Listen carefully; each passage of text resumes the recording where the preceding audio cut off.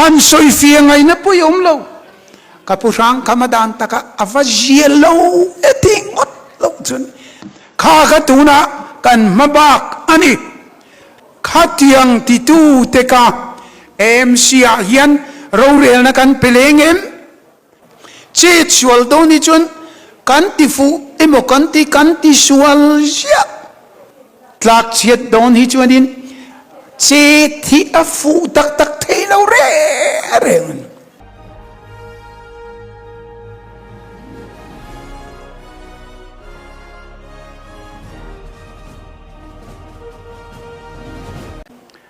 Air Force ยันมาณจังอินคอนเกรสณจังปอยน์รำเลยเวกันดัวจู่เลยกันดูอันเดียอัฐาลมกันติเจล่าMNFนาโปอันเดียอัฐาลมกันเดียเลยตูรันซงอันซงอามาราจุมุมัลตะกาอันโรนินจันนจูเฮ ZPM สุรการหน่วยยันอันโรนินจันตาที่จวน notification มาสับร์ preliminary notification ค่ะไม่นิสมปังอาสังนิสมนิปังอาตุนกุมกัลตาไม่นิสมปังอากันสุรการิน preliminary notification อาชัวตาที่จวนจุมีอันชัวนู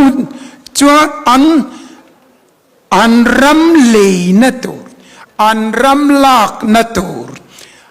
ดานโลชันจูเฮright to fair compensation and transparency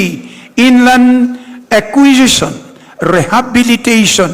and resettlement act สังนิสมปทุม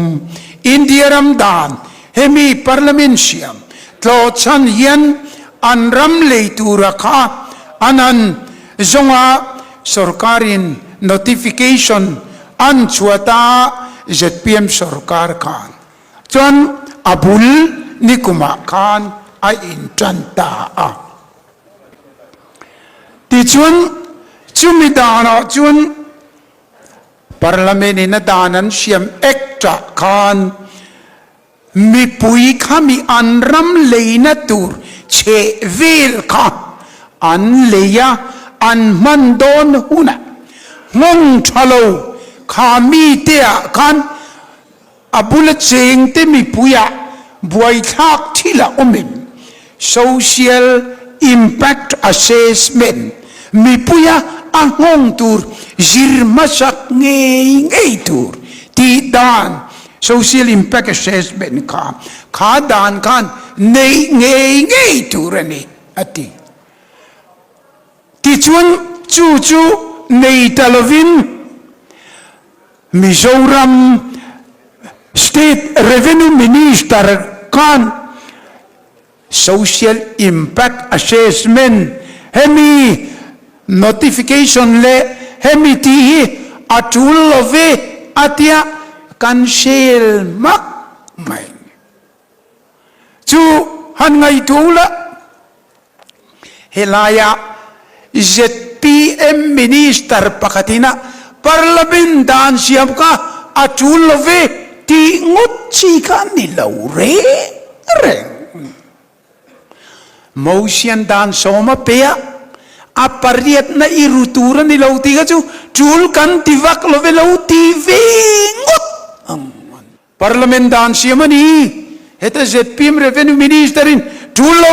lauti ngut ka ada nga ka dictator lo reng ani chu bul intan na ni pot mai ni di chuan adang po hi han in ila hey preliminary notification ka aizol di sin an chua ta di chuan ni som panga chung ti nge tur ka nia jun ni som ni pasari sang ni som ni panga kan final notification a notification chua chin na preliminary notification an chua chawa nakina final notification ka chua nge tur ani ti chuan final notification chua ani ma in compensation tur vai bel chi zale som kwale pariat chuang zet mai ka district collector aizol akauna an lo chung man vek ton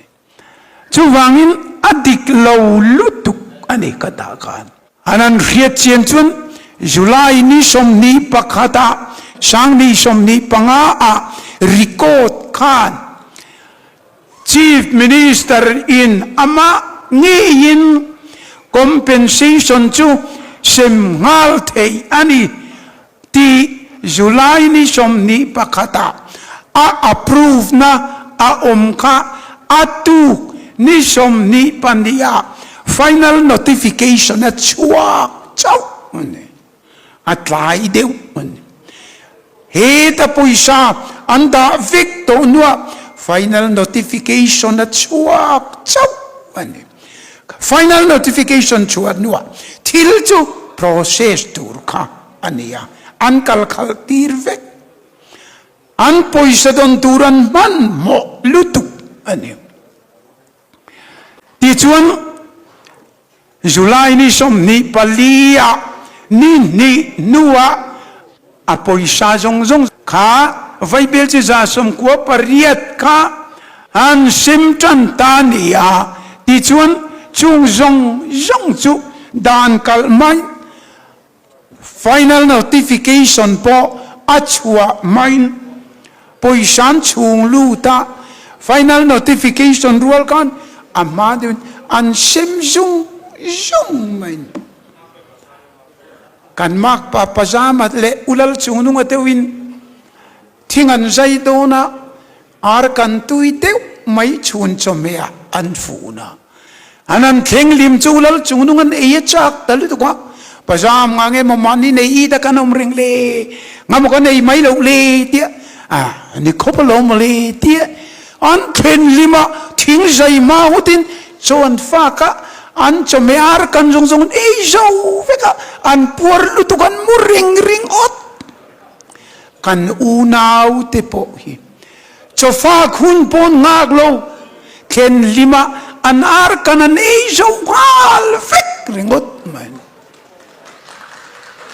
chu tak chu han soi fia ngai na pu yom lo kapurang kamadan taka avajielo eting ot lo chun ko ta eng tin tak so yang bole ole khang zong kha alo kalta chuta atira ram pariat nei tu leng puyami pu samuel ateu khan air force nei na changin don tak tak nei lo alei chong tu khan vai bel che somsari andonga chu po chu alei chong tu kan lei chon na le khadik sel di dik pang ai point an ti lo le ngala ani na ta chon ram nei tu ni na jong jong ba pu sam wi la te ho ta fek alni adota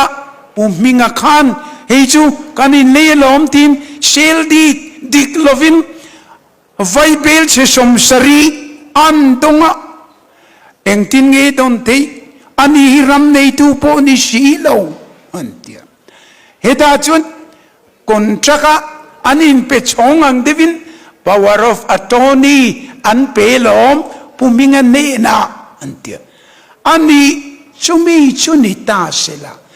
puminga chun power of attorney anei lo ni ta se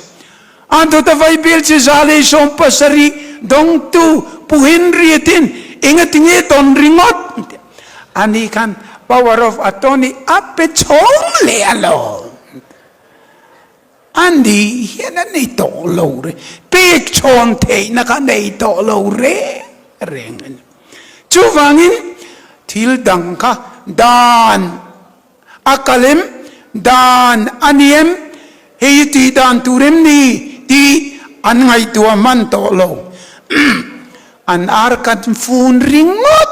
mai kan buai puya ken vele i kha an thu puya di maya ti chun an theta an ei zung ta mai ne chu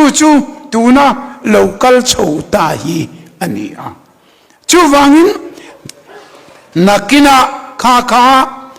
eng hunai mo chuan CBI na chuyanga court ma anan soidon ania ingatinge in dan tlo chan hian social impact assessment ti nge tur atisia engatinge in ti lo hei engatinge ko tinati tak chuan chemta ro da thon thuang mai kan in ko kwal tur thui le aga atopa chuan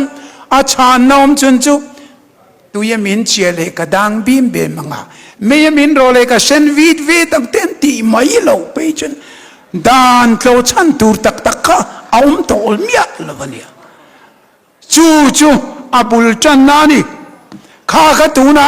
kan mabak ani khatiang ti tu te ka MC a hian rorel na kan pelengem tin ti a tinan tlat che chual do ni chun kan ti fu emo kan ti sual sia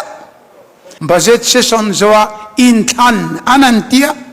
kan emele hovin budget session a du tokin chirinan vom don ania khang zong nữa chirkai luai chungin campaign in AMCN lo chuak don ania tlak chiat don hi chuanin che thi a fu tak thei lo re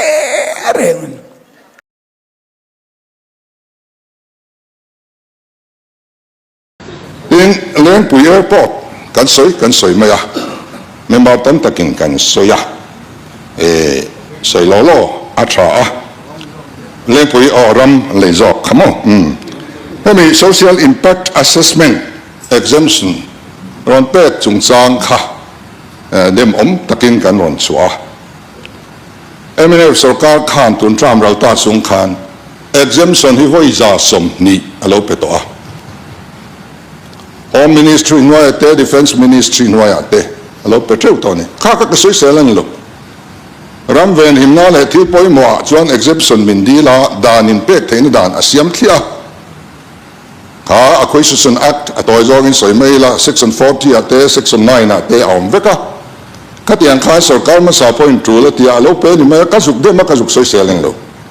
enga te khati zat an ni point lo pe a keinin pakhat a kan pek ve heti tak ma thil sual tia kanin pu bik le ti lai kha ka soi du chuani ti chuan kan revenue department hian SIA exemption pek om ni lian khiat na chu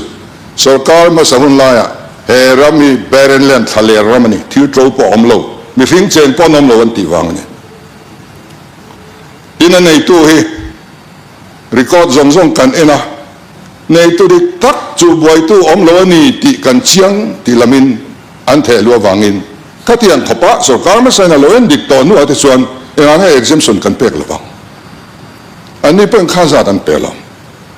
chu ani zoka tin adana chuan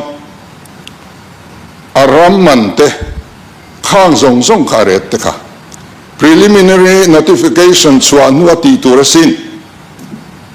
enga tinge preliminary notification voi khat ma le chuak lova khang zong khan lo ti fel mai ni lowa ani negotiate nei chuti khatian ya aman to po hi chumi chuan chuti zat adong na adang chu chumi akaw na lu tanga ti affidavit le khang zong lo ti fela in aram nei tu hi chumi khami chuan ya chu boy tu anom lo nan encumbrance and kim a free encumbrance free then visi le kha po hi kan thil tele branch way mi le kha po hi kan thil tele social mi pui ina an pom na po kan thil tel ti zong kha enga tinge preliminary notification po chu ma aman tur tenen an ti fel vek kha chang zok ro se khang zong khan ti fela kan huna aman chuan on da ta box ya aman hial kan don to nuwa chuan Hey, chu prelim. Pro Speaker, Iti velian kan ti chawani. point of clarification. Yeah, ni kuma February som ni pakata. Heta khan chiang takin kan CM zong takhen soya. Katianga diklo le thalo thil alo men iswan enga tinge tura ka sarkar yan akal puitlang ti kha ni ril fe se ka du. Adik Pro lo. Speaker, pakalok tu han thu kha kan House Leader khan na festival pal nge ni. Poisa don nuwa preliminary kan titani atia. Nichin khan adet nen ka soive ka preliminary ZPM sarkarin ati nuwa poisa hi sarkar ka na lu chok. Kasoi chu preliminary notification ti main khoya ma arrange and final ngailo. So main preliminary like khondua outright purchase, direct purchase anilo na tura regularize angay wangin antimaini. So wangin kang adik chumi kami ang maboy na omlo tu boy la boy omlo GPS coordinate sapin hay amapo di zongzong at helu to ni wangkan. Tenin adik lo ti kan felo. So karma sa tilti ka adik tura kan ngaya amaro so outright purchase kan du lova lisa titir kan tumawangin aram sal hi kan du velo wangin. Kan boruak nen lam lo sal trap mai khania. So wang suanin aram sal tel ve kha kan du lo wangin okay li system here ikiten kan tiani. Helai hian ne party panhi te hi in putona adik lo ti kan hello ti la kha kan minister revenue minister ina press statement anaya po khan dan an lo zom lo thule ti tur an lo ti lo thu kha asoya adik lo ani ti kha chu sor kha chon arhia ani helai po kan chief minister voing me February ni sum ni la pakat sang ni la sum ni la panga Dili azok ni nga soya until nan sarkar masa in Calcutta Mizoram House baligan nami ala diklovani intia pota kan king hian ani enga tinge diklo ti sikha allo ti vek do si kan ti mai ti khachu uchamen tin social na chi ni pona lang lo Speaker, Revenue Minister berpo kangoi chang ania he ai kha chiang lo zok kha in han ding zela sarkar masa in outright purchase correspondent anga anlo indor na kha kan mu chuaka chu thil thui tak kal to hnu ni eni chuan 371G au velovin ramdan he ram leilung chan chuaka IAF ne na apulunga khal kha kan rem ti velova file po kan delay lui ngar ani a delay lui ngar tu kan nia MNF ti sual puang masalo kan tang hrim po hi particle ta khan lom thumi thil ro se adik lo na kan huwa hei kalkang puizel ka kan lo tin press conference te ko tai la Pro Speaker sarkar ma sa adik lo an lo ti top lo ma di lo se lo ke ta ti top lo chule ei Pro Speaker ti tang lo kan chief minister amang te mi adik lo ti chuan ti apong lo ngal lo ngai kharap lo amang te mi dik lo ti chuan ti tang man te tum tu te inante thei ta lo ko ni mai thei lo kan House Leader khay ngai chachun zamang u Pro Speaker. Azalai hanin de kichunin. Shati amila. Oisa lo thena adong tu tur akauna an lu thia thia khan.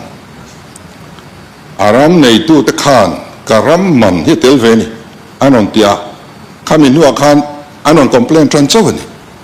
Chu po chu sarkar ang chuan complain kan don kala hlo ke chuan chu ta chuan khalai ram sang hi pali sang hi panga vela LSC aten lo le to dai akha he la ya an lo in le chon na khan chu an mani mi mal in kar thil khan ni tani sarkar lam thil pon ni taloma chu poisa khatianga an lo don ta ka karam kha tel ve ka dong ve si lawa ti kha alo om ta chu poisa don nuwa chau khan kan fini ke ni chuan ama ka chuan sarkar ma saina fel vek he ati kha ring ve lo thei kan ni lo ta ka chu a fel lo na kha kan zuk mutlat lowa ama ro chu thil ti lo tur an ti chu outright purchase turin NOCN lo pe he chu thalo kan ti siam thang kan ti a then preliminary notification of ma aret an lo fix fel vek ki adik lo anu atali pele ang kan ti a ti chuan kan pe preliminary notification le final notification hi ni som ruk pat ni na kan pe ni chu akal dan ania chu wang chuanin kan buai na ber hi chu aram man dong tu le alo commission tu ina adon ve a hi khoi anga kal ta kan ti la ya khan ngai to ni su kal thui ani maya so ma pakhata te pon pe ve du mai theya ve tho na ni kha kha chu CBI kan sui ti go na an account na tang khan khoi anga lu khoi anga chua an re to ma yang hela lo in soi vak ngai lo then CBI chui chu speaker kan question zok la ya kha khoi takin tlo man hi lo sel tha ka tia ka ngen dua kum sam ni som ni le panga di kum February ni som ni le pa nga o ni khata e hausa nge hian adik lawani ti kha fel fai do ni soya alo mo ma khami admit pum si a khalai khat ke ti nge in ti top mai lo ti lai kha ka question ni khalai ta kha poi bo lai ber ne try tlang kama train country ni tlang kama train country a kan ngai thalova chuan he kan member zom tak puti bi se hi lo ngai ven ro kan ti ni ti chuan ani khanin revenue lama te an zota an lo hemang bar si lova DC office lama ava zota an lo hrian ni DC chuan ti chuan DC office atang khan document hi tam tok tak mai aron pom pheya ti kan lo study ro kan tia an han zir chiang ani mo chen kan kolani ta chuan fellow oma country na wang khan DC kha var balin captain abeyance local puisui to su kan tia ni ziak chuan kan pelo amaro chu kan han study khan thil kha ani tur aloni fel vek to man in hlan ti lo kha chu ani tur kha aloni de vek to maya chu wang chuanin ti ngai na kan khelwa kan pelet le top ani kan pek le top nu khan aman kha lo thleng ta ti chuan anon put up chhota July ni som periata kalo donga e-file ani file fok thei te kan soya e-file local ania ti dan pa ngayam ayam man boin hei kan ti mia lo wa kan delay zok ani chu tin lo se akal danang ka chuan ti la liam pot mayang ma se notification te chwa vele kher lo chuan fel don lo outright purchase akal tlang chuan fel don lo kan ti awangin kan ram dan waya sarkar dan waya kan ti chuaka tin khalaya Central Act 2013 kha helaya lungrol takin kan adopt lang ni kha engma kan social lo ani amma khan kan sarkarin land acquisition act 2016 alo pass ve chu high court in min pai sak ta sia dan dang khaman tur kan nei to lova tin fimin land acquisition reng hi centralina dan an siam sia two statement kan siam thiang lo Central Act kan mangdon lo ni chon ai tha kan siam ngai Central Act ai tha siam tur zon poisa se ngai tam view do ni chu wang chuanin khami le land acquisition act 2016 helaya kan lo pass te pokha dan kan lo hello le ti kha achianga pai le mai tur kha kan lo pass ve aman thei lo tur si kha in appealem te kan min ti appeal cheni lo to state main Central Acquisition Act aya chia an siam thiang lo ani ringok chu wang henga te hian in pu na tur awm lo ti kha kan sei lu 2016 dan kha MNF book in apila an chak chong lo ni clear tu le ngai thatu zong te in zawain chibai ka buk chewa du sang na sang ber ka hlan bok chewani avoin hi February ni somni le panga sang ni le somni paruk ani ole tun tuma chuan IAF skama MNF sarkar achimak sakhle ti thupui manga pu Kennedy zoram thara thuziak ngainom takle beng war thak zet mai hi kan ngai tha ho don ania pu Kennedy zoram thara hi hunang mo chen chu hei are wang ania amai ro chu hei tuna ro chuan athule hlangai thak tur kan mule theita alomom tak zeta achunga po lom thu ka soyani ole tuna ilongai thang leng puile CP ram IAF hnena shaltum khan MNF sarkar kha ahan chemak sak mai khopa apulung outright purchase a shalkha atum wang khan ahman mohleya mi pui hriat an hlau hle bawk MNF sarkar lai khan right to fair compensation and transparency in land acquisition Rehabilitation and Resettlement Act 2013 dan section som pakhat noya preliminary notification chua anilawa section som pakwa noya final notification po chua anilawa section som ni pakhat na noya public notice po chua anilaw bok social impact assessment te phechu arimara an shelo shim ma se compensation kha right to fair compensation and transparency in land acquisition Rehabilitation and Resettlement Act 2013 mangin an chut sak vek thung puitak ani puitak dan kha an pong sual na sa hle aron tita phiar mai le awle kan soivelok du chu pu Kennedy hian tran fung nei ran lo chuan thu hi aziak ve mai lawa tran chan fel fai tak hei chu azianga me ti chau hi aziaka FB lama hian apostlang puya ma se opolam hi chuan an share ve point an hnial dan hi adanglam thin khopa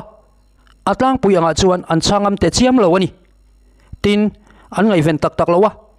dan le dun lampo an ti te vak lo aniang asum failaya chau ani kha MNF lam boina po kha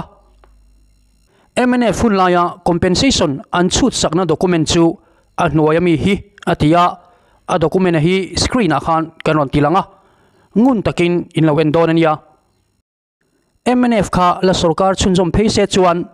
Mizoram mi puite hian IAF hnena shal an tum na hi kan hre hau lawang ngoi rengin an shal makang ti hai tur a omlo ZPM sarkar ro chuan